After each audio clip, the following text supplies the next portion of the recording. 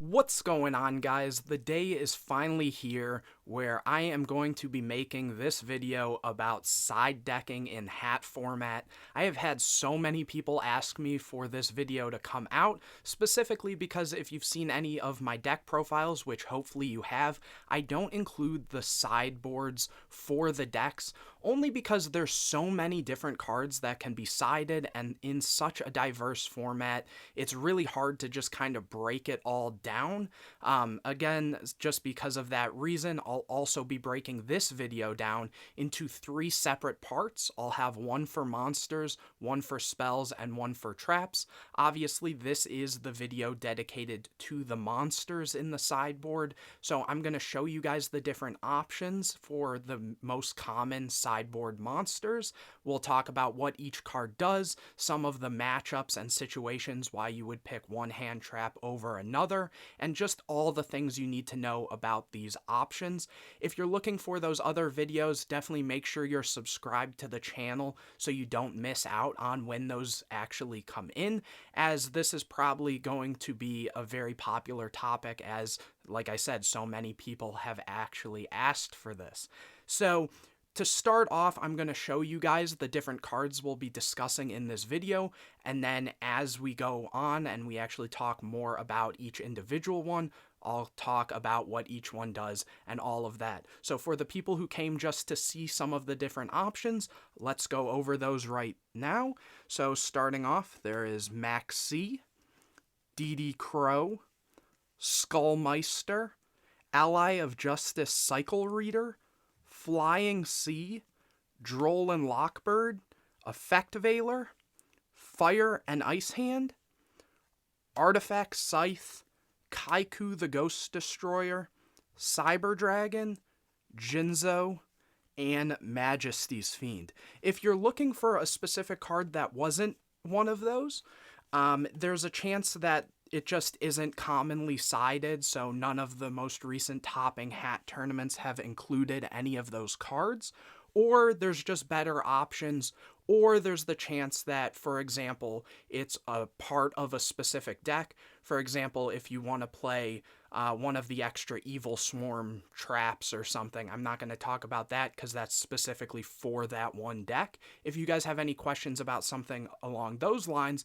definitely comment them, but I want to go over the generic aspect of siding for this, just so we can kind of, you can make your own opinion and figure out which sideboard cards seem to be the best for you specifically, and then go from there. So let's start off with Maxx C, which is probably the most controversial hand trap in all of Yu-Gi-Oh!, even to modern day standards.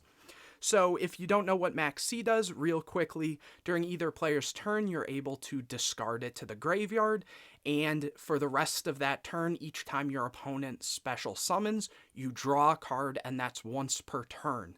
So Maxx C is one of the hand traps where if it's not in your main board, you definitely want to be siding this card. It has so many different uses, and usually at bare minimum, this card will be a 1-for-1, similar to an Upstart Goblin, because you're able to chain this to cards and effects that are already in the process of special summoning. So for example, if your opponent activates something like Instant Fusion, you can chain this. Or say your opponent activates an Artifact Sanctum, you can chain this. And there's just so many different cases, and in general, the interesting thing about Maxx C is this is the one format, in my opinion, where Maxx C is very fair. And that's partially because it's such a wide variety of decks in this format. You have your control decks, you have your mid-range decks, you have your combo decks. So in certain matchups, Maxx C will actually be worse than others. But the cool thing, though, with Maxx C is how I said you definitely want to be siding this at the bare minimum. Control decks take the most advantage out of this, simply because they don't play into your opponent's copies, as well as if you're going against a combo deck, having these in the main deck or side deck means you're able to drop this card, and your opponent is put in this weird situation where do they want to stop comboing but potentially leave their board not as good, or are you going to play into it? Your opponent is going to draw a ton of cards. Well, in this case, you'd be drawing a ton of cards. And then you just have overall card advantage, and it puts them in a weaker position. So the control decks take advantage of this by slowing down those combo decks. Now, the combo decks can also play this because they take good advantage of drawing more cards. The more combo pieces you have, the better combo you can do. The one thing that annoys people about Maxx C in general is I could have this card in my deck and combo off, and then during your turn, drop Maxx C, and now you have to play through my combo, like whatever I have on board and stuff, while still I'll be drawing and taking advantage of it. So Maxx C is extremely strong. In terms of combo decks, usually you want to be siding out some of the cards. For example, Upstart Goblin is very common in those. So siding those out and putting in Maxx C's is really a good option. And I guess in general, I should say for the monsters, most of them, since they are hand traps, will be sided in when you're going second. So if you aren't maining Maxx C, say you win game 1, and now your opponent is going to be going first, putting in your different monsters, in most cases, you will be putting these in for when you're going second, just because they work best and they don't interfere with anything. Now, Maxx C is one of the few that, in theory, you could also have going in first if your deck is a deck that has one card starters or doesn't need that many cards to actually get going, because then it's just a bonus on top of everything else. But that is the first card that, like I said, if you're not maining it, you want to be siding it. The next 3 we're going to talk about are going to be kind of paired together, which is DD Crow, Meister, and Ally of Justice Cycle Reader. The reason these 3 are paired together is because they all interact with the graveyard in some sort of way. So DD Crow is a quick effect during either player's turn. You discard it and target a card in your opponent's graveyard and banish it. That's not once per turn. Meister, when a card or effect in the graveyard is activated, or a card effect is activated in your opponent's graveyard, I should say, you discard it and negate that effect. And then Ally of Justice Cycle Reader is basically DD Crow, except it's target up to 2 light monsters in your opponent's graveyard and banish them. And that's also, again, all of them are during either player's turn.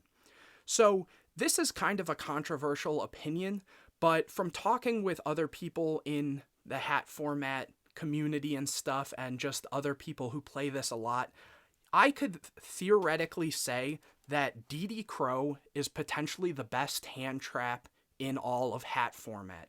Now, Maxx C is the best in terms of getting you advantage, but DD Crow is so targeted in terms of it hits every deck, whereas I said Maxx C kind of, it works against some decks, it's not as good in others. DD Crow usually has a good target to hit. For example, the artifacts. If you're playing against an artifact deck, DD Crow is an amazing card because when it's in graveyard and it attempts to activate to summon, you can discard it and banish it so it won't be able to summon itself back.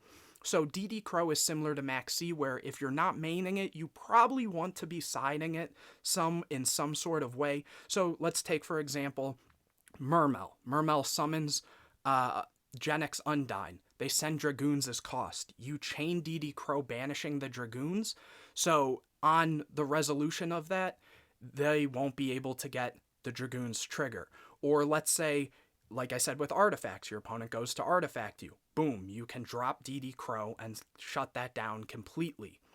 There's more situations. Take even, for example, your opponent breakthrough skills you, and now the breakthrough skill is in the grave, but it's still your turn. They're unable to activate the second grave effect of breakthrough skill until the next turn. So you can DD Crow it if you're going to have a weaker board that will need your monster effects to go through, where they could just, for example, chain the copy of breakthrough skill and negate it.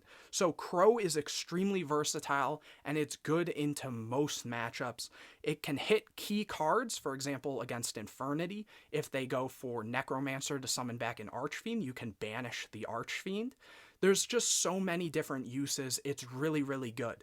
So now let's talk about Skullmeister. So why would you pick Skullmeister over DD Crow? There's a couple reasons, and usually the usage of Skullmeister is going to be more so if your deck really, really loses to cards that are activating in graveyard. So if you're already playing DD Crows and you need more cards to stop things like that, Skullmeister is a really good next option, as well as Skullmeister stops effects that activate in graveyard, but they don't have to still be in graveyard. So for example, against things like Lightsworn Ruler that play Necrogardna that banish as a part of the effect, you're able to still negate those because even though it's banished now, it activated in graveyard. So that is very important, and same with a bunch of other things like how I mentioned breakthrough skill. You're able to negate the breakthrough skill with the Skullmeister, whereas Crow is more of a reactive type card.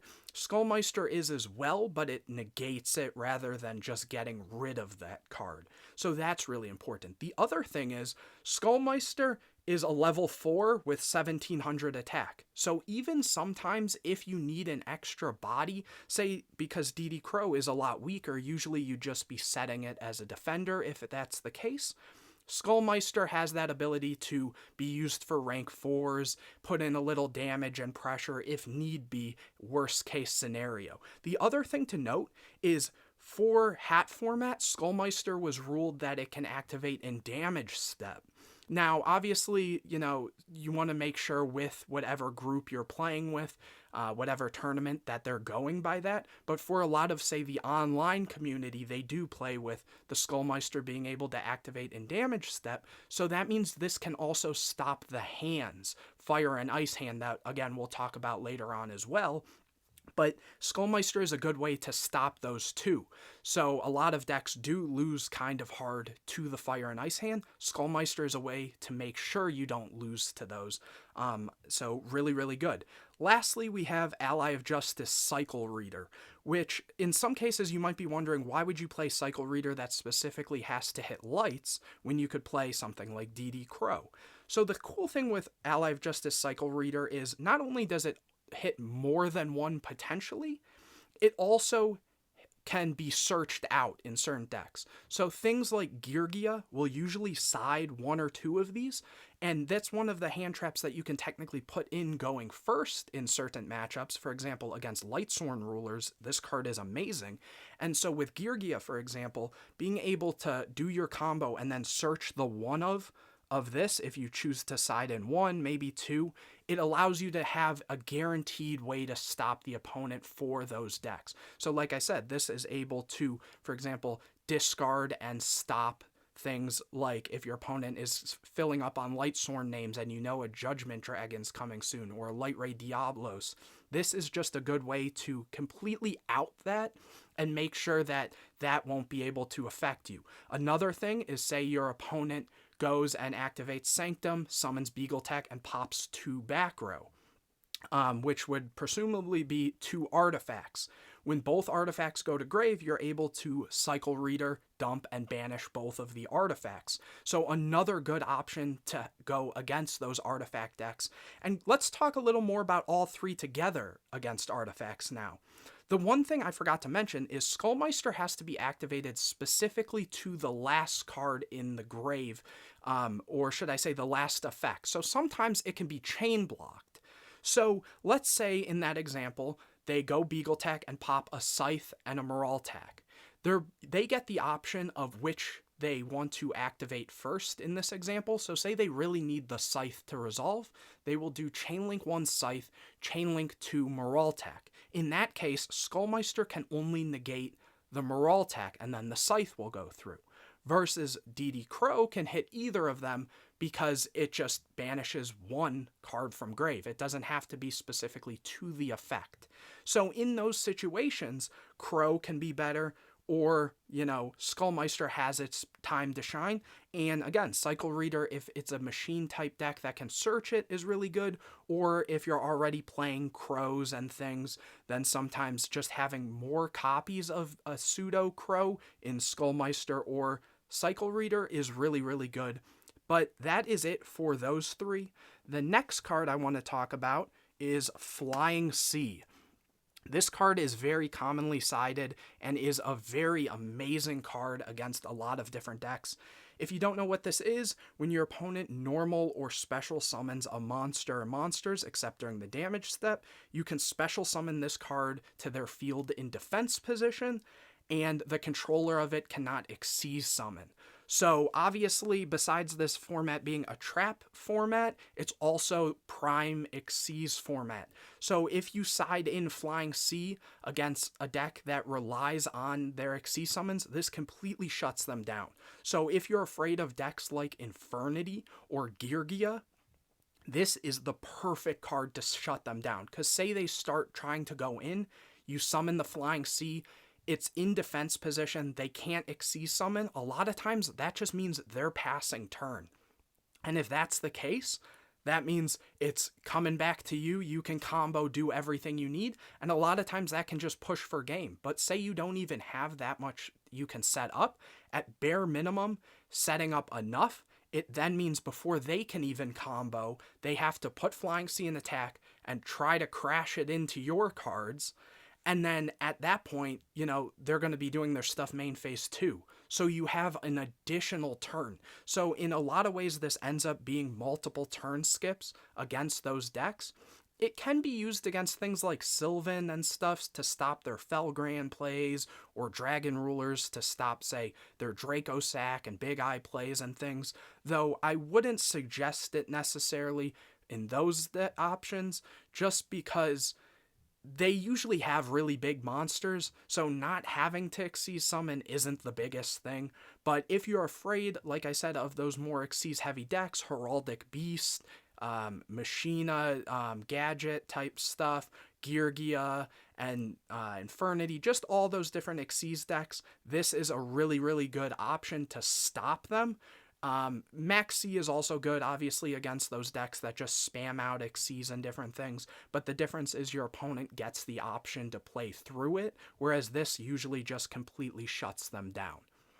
The next two cards are Droll and Lockbird and Effect Veiler. Effect Veiler, obviously, during your opponent's main phase, you can send it from hand to graveyard and negate the effects of a face-up monster your opponent controls until the end phase. This copy says until the end of the turn, but during this time period, Veiler said until the end phase, or until the end of, the end phase. My bad. So that's one thing to keep in mind. And then Droll and Lockbird, whenever a card is added from deck to hand, on resolution, you can send it to graveyard, and then neither player can add cards from their deck to their hand. I believe it's except for drawing. No, it includes the drawing. So what that means is, say they go Upstart Goblin, you can drop Droll for the rest of the turn. Neither of you can add cards from deck to hand. So these two aren't exactly played that much. They definitely have very niche play. The thing is Droll can be really good against something like Spellbook, where they're constantly searching their deck, or Infernity that's constantly searching their deck.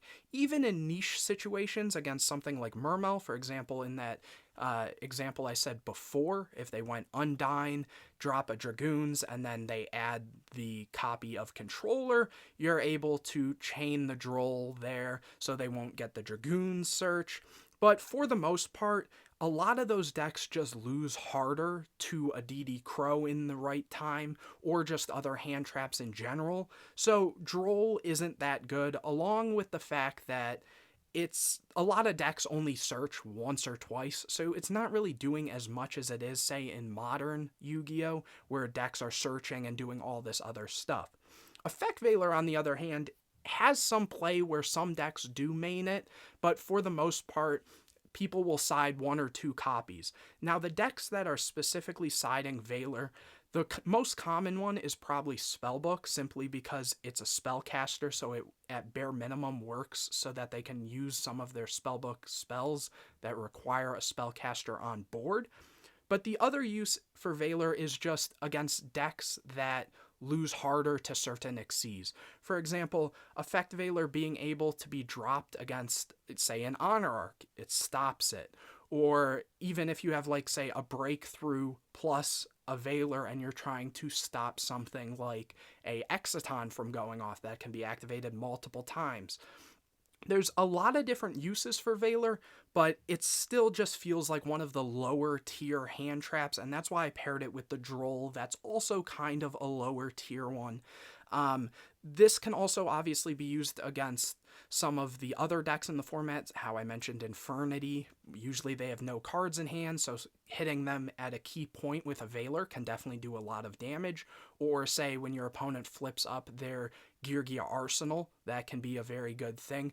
Even against things, I guess, sort of like Traptrix Mermail, that card can be very good just to stop their search, or against the Dionea. It definitely has a place in the format. It's just, compared to the other cards, I feel it doesn't do as much, especially with a lot of decks playing heavy traps and things. But usually, if, say, you're going second, you can side out some of those breakthrough skills if you really want to and put in more hand traps. So that might be a good option for Veiler if need be.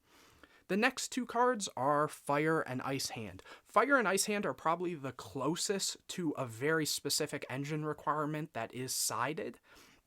Fire and Ice Hand are usually most commonly sided in decks that are already maining them, and the reason that is just in certain matchups, Fire and Ice Hand just completely wreck certain decks. So if you're playing two, basically, so 2 fire, 2 ice, usually people will side the third fire and ice. If they're playing 3 fire, 2 ice, or vice versa, they'll just side whatever one they're missing. But there are certain situations where decks will just in general side 2 and 2. And that's because Fire and Ice Hand allow decks to grind better. So take, for example, combo decks that usually, your opponent's expecting you to combo through and do whatever. These are some of the few cards you can side in going first because it slows down the game a little bit. So take, for example, Evil Swarm is a deck that, say you're playing Dragon Rulers and Ophion is stopping your 5 or highers. A good way to counter that is putting in Fire and Ice Hand so that you're able to, say, summon an Ice Hand, crash it into them, pop one of their back row, summon the Fire Hand, run into their monster, pop the Ophion, summon another Ice Hand, and push in for more damage. It kind of just eats through these boards. Even against decks like Infernity, if they don't have the barrier, usually you can just push through with Fire and Ice Hand. So if you bait the barrier, you're able to push with these and kind of just shatter their whole board. Because even if they Infernity break these, Infernity break activates, targets, banishes, pops. So the last thing to happen is these. These can miss timing though, so keep that in mind. But these are a great way to grind through decks. Again, especially if it's, say, like a H.A.T mirror match, sometimes these can be good. Or against Geargia, these can be really good because they're both very, very grindy type decks. So more combo decks can actually take advantage of this in terms of siding, but then the more control-y decks can also do very well playing the additional copies of this. The next card I want to talk about is Artifact Scythe, as it's a very interesting card that comes in and out of the format in terms of main deck wise. So if the majority of the topping decks are playing extra deck reliant strategies, for example, I keep bringing them up, but take, for example, Infernity that relies on Xyz summoning. If Xyz Infernity and, say, Geargia in a lot of cases are the best topping decks, you might want to be putting Scythe in the main more, but at bare minimum, going first, if you want to side in a copy of Scythe against those decks, it's very strong. Scythe obviously having the normal artifact effect to set itself, and then when it's destroyed on your opponent's turn, special summoning, and then being able to make so your opponent can't special summon from the extra deck for the rest of the turn, which is a lingering effect. So this is really good against a lot of those other decks. For example, even Dragon Rulers that need to Xyz at times, or even a lot of the rogue decks. For example, how I mentioned with Evil Swarm, Heraldic Beast is a very rank 4 heavy focus deck. Even some of, like, I probably wouldn't side it against something like Lightsworn Ruler or something, though they tend to use the extra deck from time to time. I would specifically use this for the decks that you're guaranteed needing the extra deck. So it's a very powerful card. Obviously, at the time of recording this, this is even banned in modern Yu-Gi-Oh! So being able to play this is really crazy, especially with things like Sanctum that can pull it just straight out of the deck, or a lot of the artifact decks being able to play things like Call the Haunted and stuff and bring it back and loop it is really, really strong. So this does have its place in the format. Like I said, depending on what the topping decks for the most recent H.A.T events are, you could even get away with maining it. So really, really powerful card. So it's definitely a consideration. Then the next four I'll kind of talk about all at once, simply because they aren't the most common, but they're not like unplayed. They definitely have seen play. So that is obviously the Kaiku, the Cyber Dragon, the Jinzo, and the Majesty's Fiend. So let's talk about these real quick. Kaiku has the effect when it inflicts battle damage to your opponent, you're able to banish up to 2 of their monsters in their graveyard, as well as your opponent is unable to banish cards from either graveyard. So that is really strong. Again, it's one of those decks that Spellbook, for example, takes advantage of because it is a spellcaster, and so that allows them to play those Spellbook spells at times. But it also works really good in the Dragon matchups, so any of the Dragon Ruler type decks, Mythic Ruler, it just preventing them from banishing cards is really, really key. This can technically also be played in some of the decks in kind of a more defensive way as well, where if your deck is really vulnerable to cards like DD Crow or Cycle Reader that banish cards, you're able to play that so then you can't have your cards banished. So it kind of plays a dual purpose. Normally, this is one of those cards that you could side going first or second, depending on which side of that you're looking for. For example, again, if your deck loses really hard to cards getting banished, you might want to side it in going first, but it really has its very niche uses.